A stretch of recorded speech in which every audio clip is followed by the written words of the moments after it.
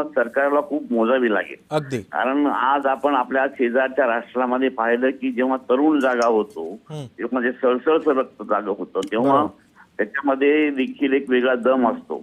आणि आज देखील अगदी सोशल मीडियाच्या माध्यमातून पुढे आलेल्या कॉक्रोच जनता पार्टीने हे दाखवून दिलंय की संसदेवर जवळपास एक लाखभर तरुण आज त्या ठिकाणी जमलेले आहेत आणि त्यांच्याशी अजूनही संवाद साधण्यात येत नाही. म्हणजे संवाद ही सगळ्यात महत्वाची गोष्ट आहे आणि संवादातून अनेक प्रश्न सुटतात.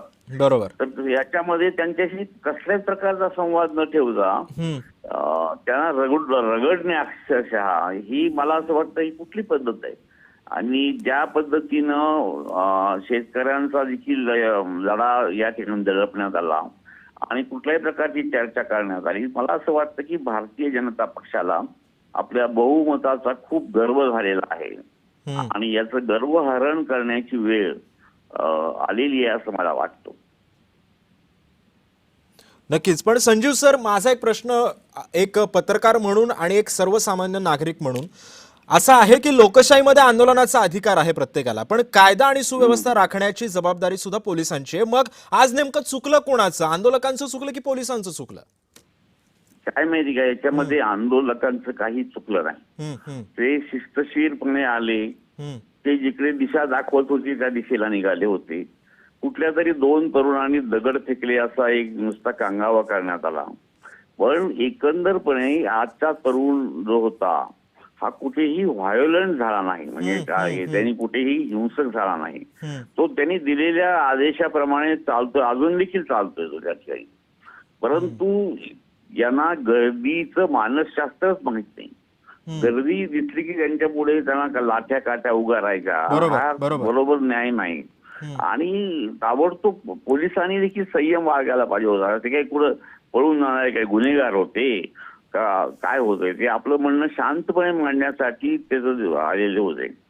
आणि प्रश्न असा आहे की हा तरुण हा जो आहे हा तरुण अगदी 16 ते 26, 27, 28 वर्षाचा आहे. हो, तेव्हा मला असं वाटतं की त्याचं जे संपूर्ण हँडल करणं ज्याला म्हणतात, त्यांची हाताळणी जी आहे हीच पूर्णपणे चुकलेली आहे. आणि सरकारला जर साधं आंदोलन हातात आहे, आता समजा एक शिष्टमंडळ गेलं असतं तर शिष्टमंडळाने चर्चा केली असती तरी हा प्रश्न मिटला असता. हा काही फार मोठा प्रश्न नाहीये. पण संवाद ठेवायचा नाही आणि कार्बन नक्षलाईट म्हणून हिणवायचं, मला वाटतं ही पद्धत बरोबर नाही. पण संजीव सर, जसं तुम्ही आता म्हणाला की संवादच साधला गेला नाही, मात्र या सगळ्या पार्श्वभूमीवरती सरकार संवादात अपयशी पडलं का मग? कारण एकीकडे असं म्हणायचं की आम्ही विद्यार्थ्यांच्या बाजूने आहोत, आम्ही विद्यार्थ्यांसाठी, तरुणांसाठी, स्पेशली तरुणांसाठी आम्ही मोठमोठ्या सुविधा आणतोय आणि आपल्या देशाचा तरुण हा 1 नंबरवरती गेला पाहिजे असं याच सरकारची धोरणं होती. मग आज तरुणांवरती लाठीचार्ज करताना हे सगळं आठवलं नाही का यांना? आज बघा, पंतप्रधानांनी अंतरिक्षामध्ये कसे तरुण गेले, त्यांचं ऍव्हरेज एज 28 आहे. तो तरुण 56चा नव्हता म्हणून राहुल गांधींना टोमणा मारला. आणि ज्या पद्धतीने आज त्यांनी युवकांचं नेतृत्व कसं पाहिजे वगैरे वगैरे असे भाषण सांगितलं. आज मला संजीव सर, मी तुम्हाला एक थोडंसं थांबवतोय की मोठी अपडेट सध्या समोर येते याच आंदोलनासंदर्भातली. अपनी प्रामाणिकता लोगों को दिखाओ. तुम्हारी 56 इंच की छाती किधर गई? तुम जो आज दूसरों को क्रिटिसाइज करते हो, तुम आपने क्या किया देश के लिए, ये मैं पूछता हूँ. इधर तो अपने भक्तों को ट्रस्ट बना के चोरी करने के लिए उनको कहा और आपके भक्त पूरे चोरी कर रहे हैं. और आपने कानून बनाया और राम मंदिर के लिए, ट्रस्ट के लिए आप ही ने बनाया, आप ही ने नॉमिनेट किया लोगों को, आप ही के लोग उसमें हैं. तो उसी के साथ साथ नीट, जिसमें आज लाखों विद्यार्थी परेशान हैं और लाखों विद्यार्थी आज घर बार छोड़ के इतने तंग और तबाह हो गए हैं कि उनकी ज़िंदगी को जो बर्बाद किया उसके जिम्मेदार कौन है? तो मोदी सरकार है, मोदी जी हैं. तो अपने डिफेक्ट छुपाने के लिए, अपने कमजोरियां छुपाने के लिए किसी को कुछ करना, 56 इंच वालों का 56 साल के युवाओं की बात नहीं कर रहा हूँ कौन से, ये कोई बोलने की बात है? और कोई प्राइम मिनिस्टर ऐसी बातें नहीं करता है। हर प्राइम मिनिस्टर समस्याओं को सुलझाने की बात करता है, ताकि ऐसी बातें टालकर मजाक उड़ाने का काम नहीं करते। तो इसका मैं कंडम करता हूँ इस स्टेटमेंट का, और मोदी जी को आइंदा से ऐसी बातें करने में होशियारी बरताना चाहिए। आपसे कॉपरेशन मांग रहे हैं, कह रहे हैं कि कॉपरेट करें, मॉनसून अच्छा आए और मॉनसून सेशन अच्छा जाए तो देश की बड़ी खुशहाली आएगी। खुशहाल जब तक ये रहते देश में खुशहाली नहीं आएगी। ये हटेंगे तो ही आएंगे।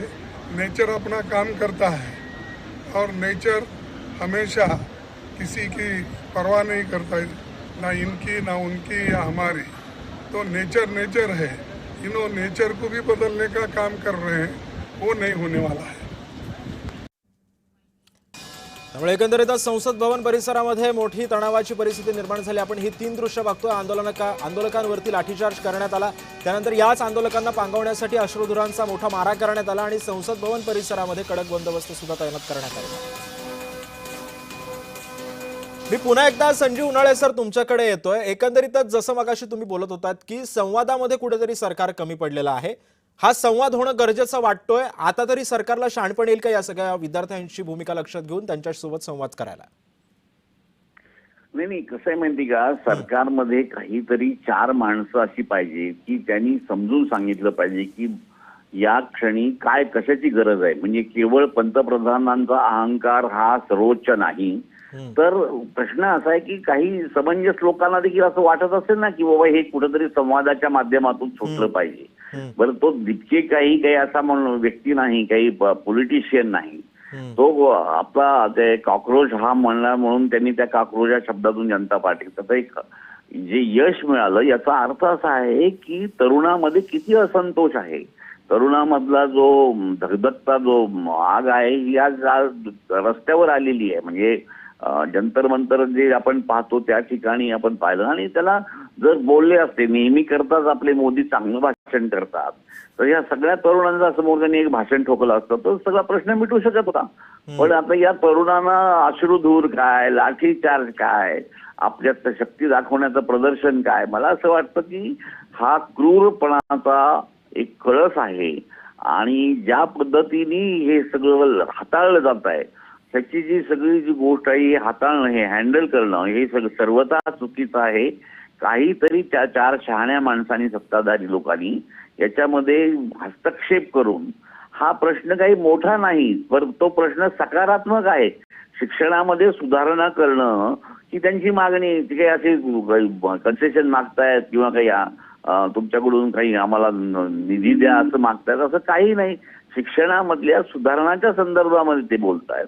तर इतकी जर चांगली रचनात्मक जर मागणी घेऊन तरुण पुढे येत आहेत, तर त्याच्यासमोर चांगल्या पद्धतीने त्याचं पेश झालं पाहिजे। मला असं वाटतं की हे प्रकरण हाताळण्यामध्ये चूक झालेली आहे, आणि 20-20 दिवस ते वांगचूक बसलेले आहेत आणि त्यांच्याकडे दुर्लक्ष करतो, हा कुठला शौर्य आलं हे याच्यामध्ये। आणि आता हॉस्पिटलमध्ये सुद्धा त्यांनी आपलं उपोषण चालू ठेवलेलं आहे। मला असं वाटतं की त्यांच्याशी तरी बोलण्यात काय म्हणजे कुणाशी तरी बोलण्याला सरकारने नेहमी करता ही भूमिका ठेवली पाहिजे की खरं संजीव सर, एकंदरीतच सरकारनं ही एक भूमिका ठेवली पाहिजे असं तुम्ही म्हणताय। त्यामुळे एकंदरीतच येत्या काळामध्ये नेमकं काय होतं, तरुणांचे विद्यार्थ्यांचे प्रश्न मार्गी लागतात का, आणि मुळात म्हणजे जी प्रमुख मागणी आहे केंद्रीय शिक्षण मंत्री धर्मेंद्र प्रधान राजीनामा देतात का, हे सुद्धा येत्या काळामध्ये पाहावं लागणार आहे। धन्यवाद सर तुम्ही दिलेला